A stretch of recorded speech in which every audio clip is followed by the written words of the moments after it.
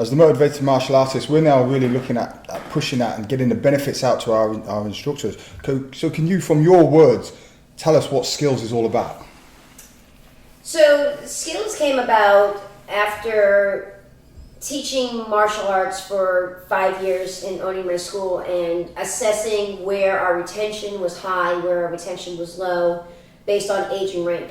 And at the same time, I was also doing consulting for NATMA, which is a consulting company that was in the United States 20 years ago. And they did a survey with their martial arts schools and said, what's the largest dropout age and rank? And based on the survey, they said the largest dropout rate was at green belt. And we talked about this earlier, that mid-level is when a lot of people drop out. Sure. And they said, now what age is the largest dropout rate? Age as it pertains to a children's martial arts class, which is at the time was 7 to 12-year-olds. And they said that most of the martial arts schools said the 12-year-olds were dropping out at green belt because they were losing interest, which means it was getting too easy. And they said, well, what's the second dropout age? And they were like, ironically enough, or coincidentally enough, it was also green belt 7-year-olds. And they were dropping out because it was now getting too hard.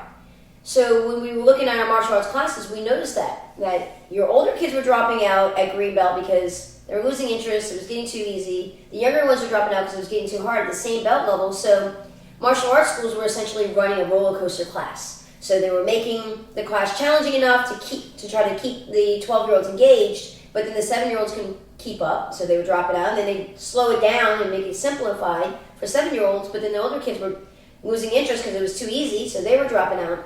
And that's really when Skills started developing, because I said, how do we fix that? And what I started realizing is that they're in a totally different stage of development. So 7-year-olds are in the 2nd grade. They're writing in script for the first time, but it doesn't mean that they have really good handwriting in script. 12-year-olds now have 5 years of experience writing in script, so their handwriting is really good. And if you take that analogy to how they are as a martial arts practitioner, their sidekicks are going to be very different, right? Because the 7-year-old is building fine motor skills. So what I did is I started to look at, what skills are they building in each particular stage of their development, and did a reverse training concept.